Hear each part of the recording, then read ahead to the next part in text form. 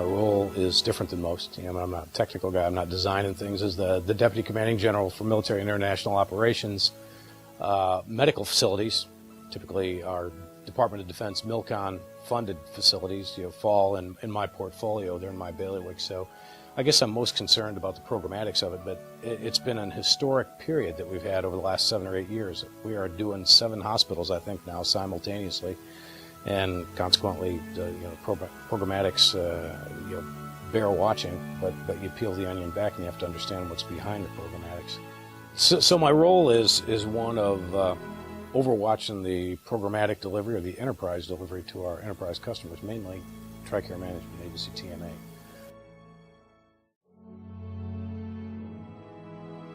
I think I've had some unique opportunities in this job.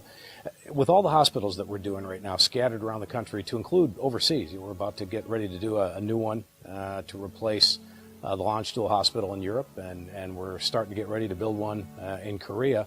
I've had the opportunity to interface with TMA and to talk with them about what their expectations are. They're the customer, and making sure we're delivering for them what they want, and to understand what they believe evidence-based medical design is, and how you translate evidence-based medical design and world-class into words that go into an RFP, a request for proposal, so that gets translated into something real on the ground that meets their expectations.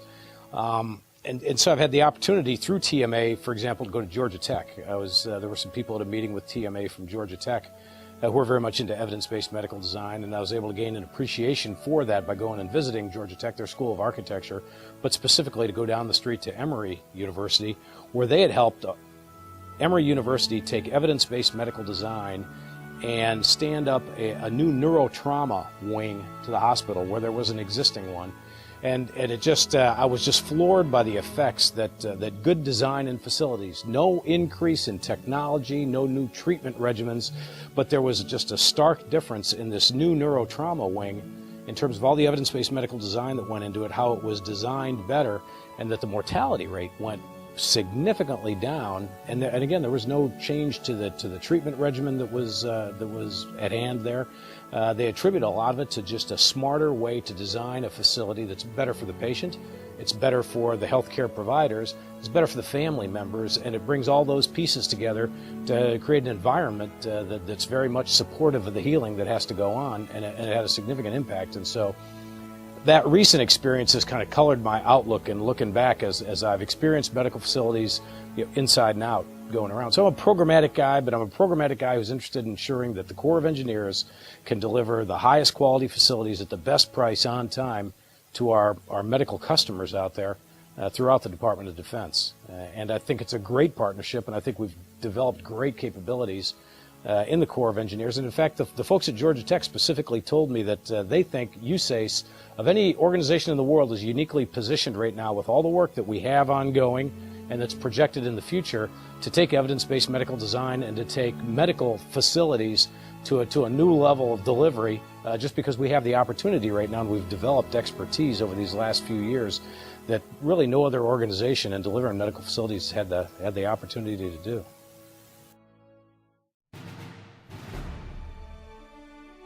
The day I got hurt was 29th of October in 2007. And coincidentally, I was going out to visit a medical facility. Had saddled up with our security team, had picked the route that we were going to go, and the route we chose to take was along a route that had kind of a storied history, I guess, a little bit. You have choices when you go out, and this was the least risk choice that day. I had visited the medical facility a couple weeks before, was eventually going to end up at a medical facility, but was going to stop at a power plant on the way. And while we were driving our 4-vehicle convoy to the power plant, we're hit by an improvised explosive device, just my vehicle, that came through the vehicle, and my aide was struck with some shrapnel in the neck, but I think I was most seriously injured. Was very, very lucky. You just think about the chances that are involved there and what a millisecond here or there means, what your driver did in terms of taking evasive action, as he always does, going down the road. I was missed by the big EFP slugs just by a matter of inches, but I took a lot of shrapnel. Body armor saved my life. If I was not wearing all the body armor that they'd issued to me, I would not be here today. It did its job. And it saved me, but some body armor or some shrapnel did get around the armor. I was injured in the back of the head and had a piece come through between two plates, through my lung, and stopped just short of my heart. So it was immediately medevaced. I was conscious the whole time, which kind of gave me a great appreciation for what the guys around you are, who they are, and what they can do. We circled our vehicles. I was moved out of my vehicle because it was able to still move a little bit. The tires were all flattened. It had taken a pretty substantial hit, and they moved me from one vehicle to another, and we destroyed the other vehicle in place, and with 3 vehicles returned to the Combat Support Hospital back in Baghdad. And on the way, the medic in the team braced me up, took my body armor off, has his medical kit laid out, put a couple IVs in me, and we got to the hospital in about 25 minutes through traffic. Went into the hospital. It was eventually put under so they could put a chest tube in, pull shrapnel out, and kind of get me stable for transport that night by helicopter up to the hospital at Balad, run mainly by the Air Force, where I spent one night. It's interesting. You get off the helicopter. I'd been to this hospital at Balad 2 weeks before, and it was just to see the construction. It was part of my right seat ride coming in to take General Walsh's place. Had gone through the hospital to see how we had built it, how well it was doing, and mainly to look at the ongoing construction. We were putting a blast barrier over the top to intercept indirect rounds to further protect the hospital from indirect fire rockets and mortars. And had been toured through the hospital by a specialist, a combat medic, who was showing me all the facilities. When they pulled me off the hospital on the stretcher, I look up, and the guy who grabbed my IV bag and was carrying it in alongside of me on the stretcher was the same specialist, who promptly said, "Hey, sir, welcome back. Bet you didn't expect to be here so soon." And I said, "No, I hadn't." But they pulled me in the hospital, and I guess the thoughts that ran through my mind of what I'd seen a couple of weeks before, and I was impressed that, hey, this is a world-class facility, able to take care of level 3 trauma in an environment like this, and it was a pretty spectacular place. And I was really pleased we'd done a good job in building it. I was really pleased that on the night of the 29th of October that we had done a really good job. I guess in wandering around hospitals before being injured, I was always impressed. Hey, this seems to be pretty smartly laid out. I don't understand enough of what these doctors and nurses and technicians do, but it seems like this hospital is logically, or clinic is logically laid out. When I was rolled into the room, they had me in for a day or so at Brooke Army Medical Center. When eventually, whenever they came in, I remember the nurse coming up and doing a couple things, and she was able to grab for instruments, reach things, never had to move. She was perched in one spot, able to do everything she did all the way through, pulling my chest tube out at the end. And I just kind of thought about it. I looked around the room. I go, well, this room is obviously laid out the way that she needs it laid out, to be able to do her job. And I wanted her to do her job well by me at that point in time, but you figure by making her job easier, then she now has time to go on and take care of another patient. And just like when I was at walking around Emory University, the neuro trauma unit, and when you get near some of the nurse perches, you'd feel that the little give to the floor. And they'd talked about where all the nurse perches were and where the nurses went, that they that the floor finish they'd put on had a little bit of give to it, and to reduce the fatigue factor, so that over the course of the tour of duty, whatever their shift was, that nurses were, or any of the practitioners were less fatigued. And if you're less fatigued, you're a little more alert, you're paying a little more attention, you can get a little more out of you that day. And again, it's just the difference that little thing makes in terms of somebody being able to do their job better.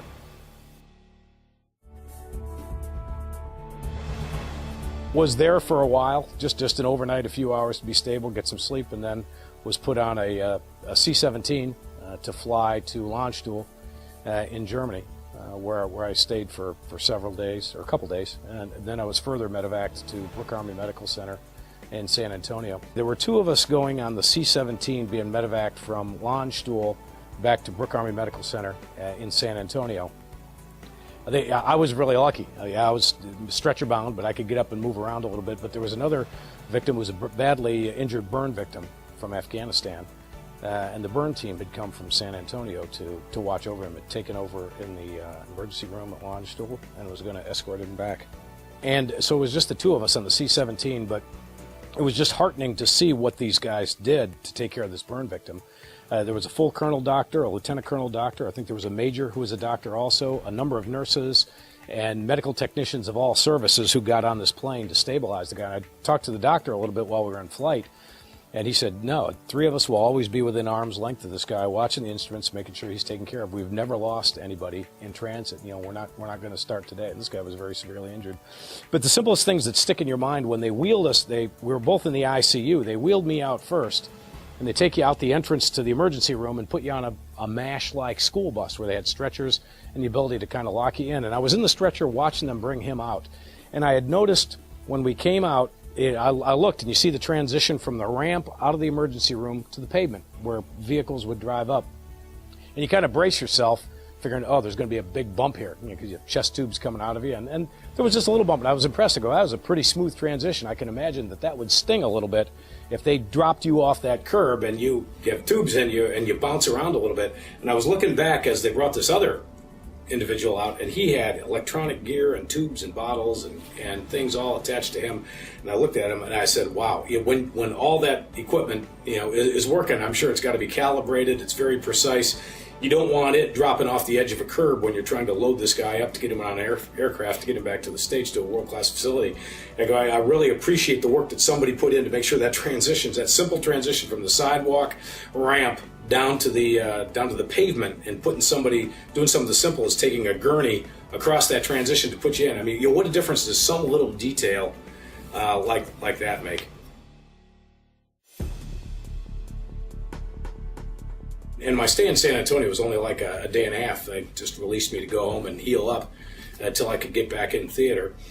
But and I will relate my more recent experience where I mentioned going to Emory University. You see things in a room that lend themselves to better care. The whole idea of how you design a room and how all the medical gases, all the support infrastructure that comes, to somebody who's in a bed or on a gurney in a room, and how people work around you. And I'd looked when I was in the hospital at Balad, and I'd seen how we were set up back at Brooke Army Medical Center, just great facilities. But it finally struck me when somebody educated me at Emory University, saying, do you notice something different about this room? Look where all the med gas, everything, water, all this comes through a central arm that can be swiveled around the bed where the individual is. Hospital rooms, we used to have things coming out of the wall wherever it was most convenient to plumb it in or to have the electrical outlets go.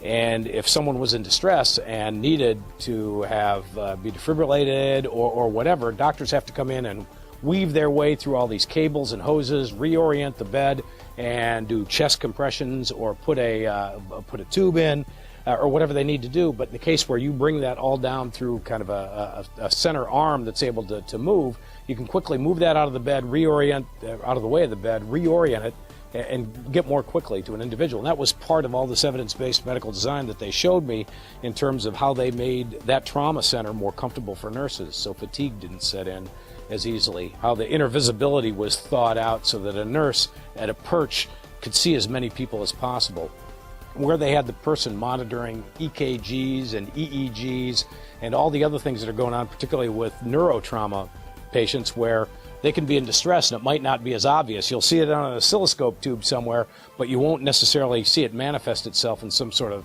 physical distress.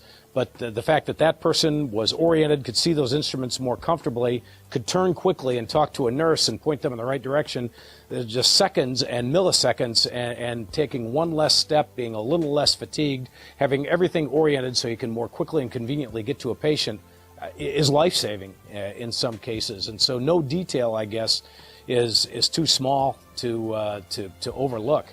In the case of just that simple transition from the emergency room to the pavement, to put people coming out of the hospital in Germany in the back of a bus to get them on a plane is one thing. It's another thing to have all these life-saving measures that are outfitting a room in exactly the right place for the patient and the right place for the healthcare practitioners to make a difference. And at my visit to Emory, was more than obvious with this huge drop in mortality that they had. Just the design of a facility makes a difference. So you got to design it right, then you have to deliver it right on time and all. And I think we've had just an incredible amount of experience over the last few years in doing that. I think that puts us in just a unique position to be able to take those next steps in terms of making healthcare facilities better and better for the Department of Defense, and to learn things that can be shared more widely in the country and around the world. Fort Belvoir Hospital, bring another one into play here. We just finished Fort Belvoir Hospital, 1.1 million square feet, about $1.1 billion.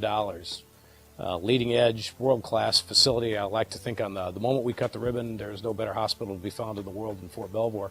We have gone down there afterwards and talked to people and walked around to say, hey, how is this?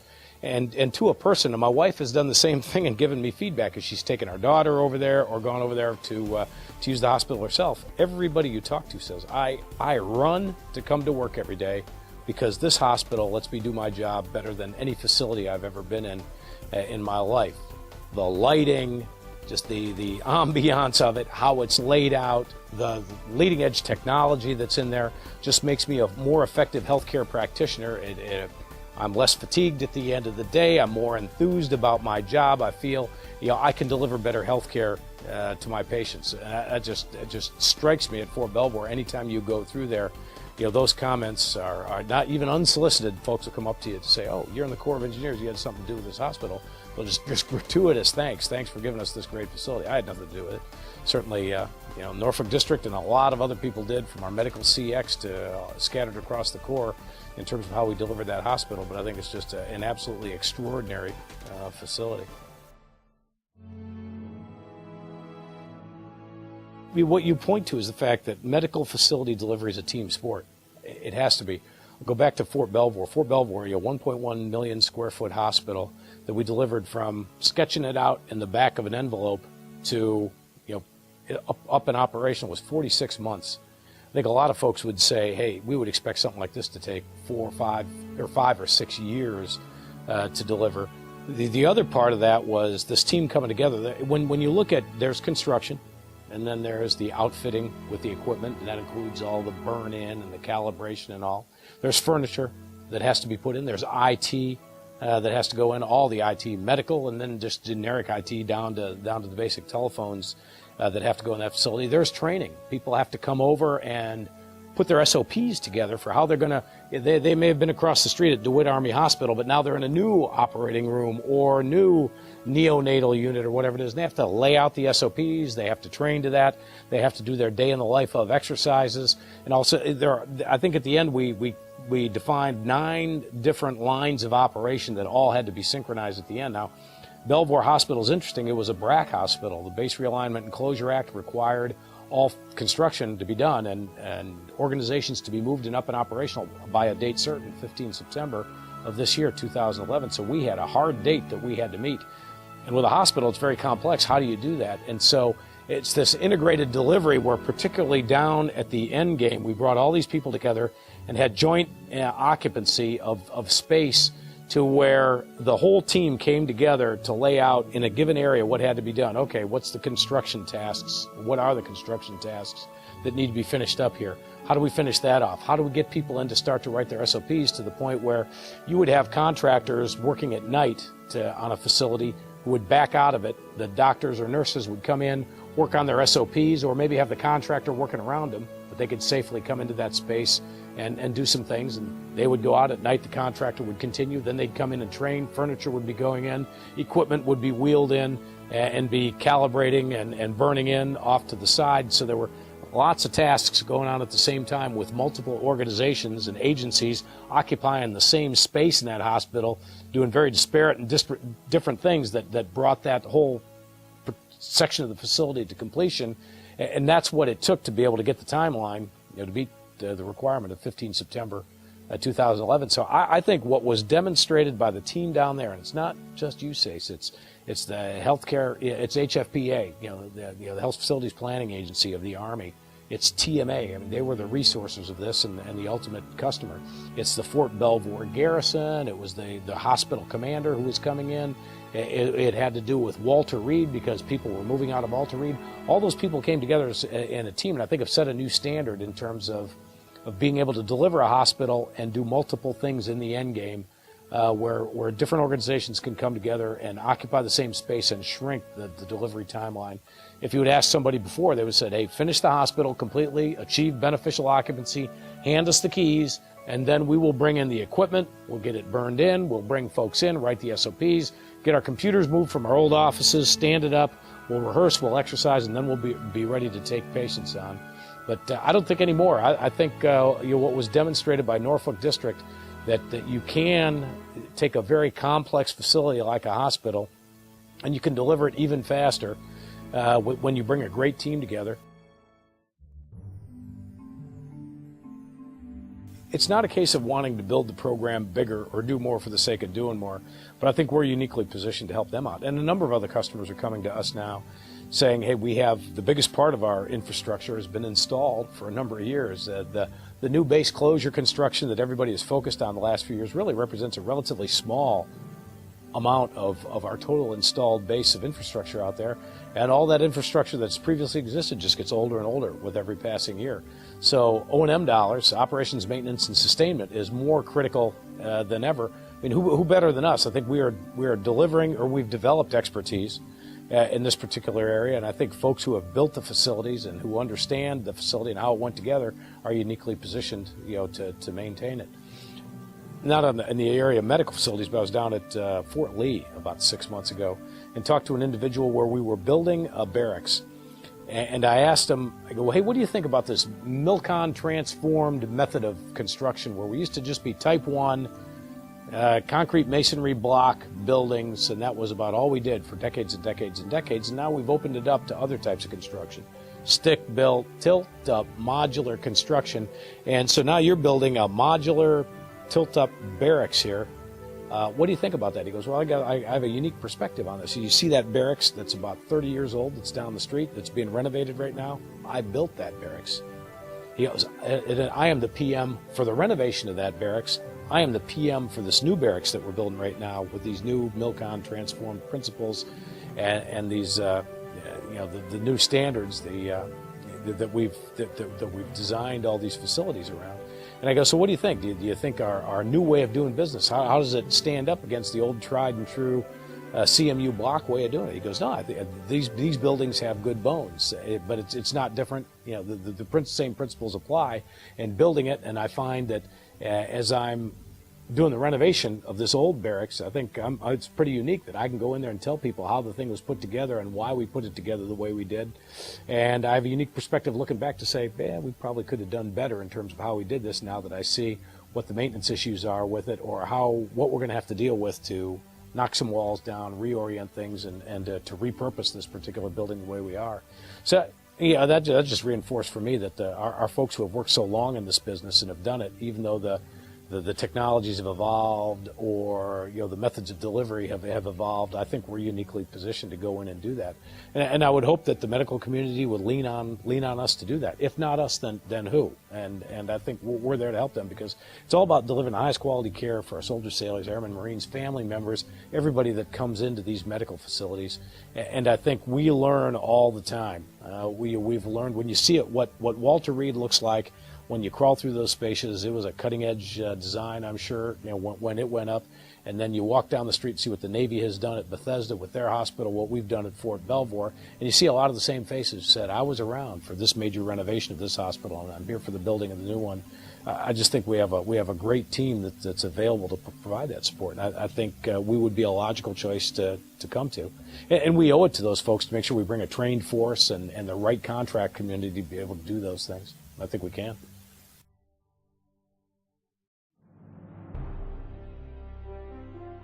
We've added on to Brooke Army Medical Center, and there's a picture that there are certain requirements that had to be done there. And it was another BRAC project, had to be kind of up and running by a date certain. But more importantly, that Brooke Army Medical Center is part of a greater community there. They respond, Level 3 Trauma Center respond to emergencies throughout the area. But we put a helipad on the top of the hospital so helicopters can come in and bring cases off the highway that can best serve the hospital. But there's a photograph that shows a doctor wheeling somebody in a wheelchair, obviously going to a treatment room down a hallway, and they're making the turn to go into a treatment room, and right across from this treatment room is an overpressure barrier where a couple guys in Corps of Engineers construction helmets are about to walk through this kind of air chamber into a construction area that is going on right across the hall from where a treatment room is being used. And so the fact that we've figured out ways to work in hospitals, to expand them, to renovate them, to add to them, while keeping that hospital fully functional, up and operating, I just think is astounding. The key thing for us is to gather all these lessons. We're building new hospitals on green fields from scratch. We're doing alt ads. We're doing some minor renovations, some major renovations. If you go out to the Air Force Academy, if you go to Fort Carson, so many different examples of different medical facilities coming out of the ground or being added onto.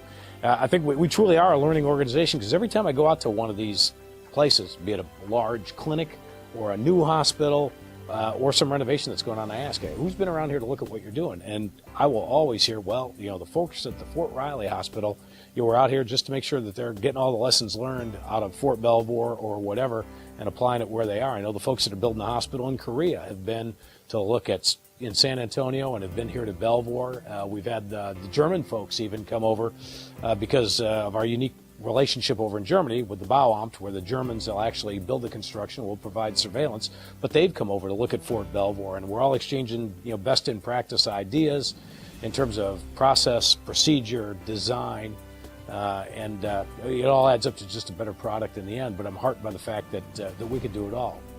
Brand new construction, greenfields, or having Brooke Army Medical Center operate as a hospital while just across the hall from somebody being treated. We're continuing to work on making that hospital better by bumping it out, fixing it, or redoing whatever we need to do. There is a real art to the signage that's in a hospital, and I just until I started doing this business, I never realized how something simple like that can make a world of difference. Somebody who's in pain or is there to get something dealt with. If they're going to spend an extra 5 or 10 minutes because they're confused in the layout of the hospital and don't have anybody to ask the question to, and a sign doesn't logically lead them where they need to go, that's frustrating, and that's causing them consternation, and they may show up late and be wasting some healthcare professional's time while they're waiting for them to come because we didn't lead them to the clinic they need to go to in the right way. And so the signage that's at Fort Belvoir and some of the modern hospitals, I had never thought about how important that is. Something that simple is pretty darn important in making sure we're giving that service its due.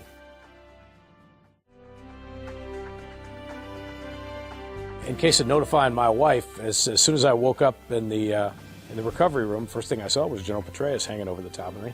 After that, my deputy commander was in there with his cell phone. He goes, "Hey, sir, this is on CNN. You need to call your wife right now so she hears it from you first, as opposed to seeing it on the news." And so I did. I called my wife at home, and she heard the phone ring and just rolled over and went back to sleep, and then thought, well, maybe I better go check this out. Why is the phone ringing at 4 o'clock in the morning? And we were very well taken care of. The commander of Brooke Army Medical Center, when I was being released, he said, now you could go home, but I would just prefer that maybe for a day or so you stay closer. Why don't you go over to the guest quarters across the street and spend the night there? That way you're just across the street from the hospital in case anything else comes up.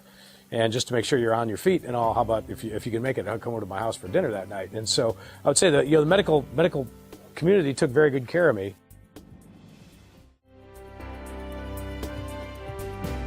We have the greatest medical system in the world, so everyone can be confident that when you have to go in harm's way, you're backed up by an incredible system that's there to support you and take care of you. And the fact that we have a hand in designing and delivering those facilities to be able to take care of these great Americans who go in harm's way.